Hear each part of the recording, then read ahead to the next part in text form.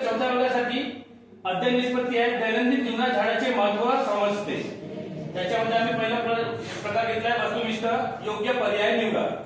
झाडे आपल्याला काय देतात? त्याचे पर्याय आहेत वायू, पाणी, हवा, वरील सर्व।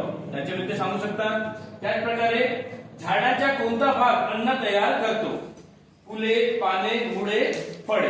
हा वस्तुनिष्ठ झालं। त्याच्यामध्ये उच्च स्तर मध्ये आपण झाडे वाढवण्यासाठी कोणते प्रयत्न करायला हवे? तसेच झाडे आणि पाऊस यांचा काय संबंध आहे ते सांगा। हे वस्तुनिष्ठ यांनी दिलेले आहे। त्याच प्रकारे लघुत्तरीमध्ये चौथ्यासाठी झाडे हवा शुद्ध करण्यास कशी मदत करतात? दुसरा प्रश्न फळ झाडांचे 2 उदाहरणे सांगा। तसेच उच्च स्तर प्रश्नामध्ये जर झाडाला मुळे नसती तर काय झाले असते? हा एक प्रश्न आम्ही तिथे ऍड केलेला आहे। त्याच प्रकारे दीर्घोत्तरी प्रश्नामध्ये झाडे कशी वाढतात, त्यांना वाढण्यासाठी कोणकोणत्या गोष्टी आवश्यक असतात, हा दीर्घोत्तरी प्रश्न आम्ही ऍड केलेला आहे। त्याच प्रकारे उच्च स्तर प्रश्नामध्ये झाडे अन्न तयार करण्यासाठी कोणती प्रक्रिया करतात ते सांगा। जी फोटोसिंथेसिस आहे तर त्याच्याबद्दल ते सांगतील, प्रकाश संश्लेषण बद्दल।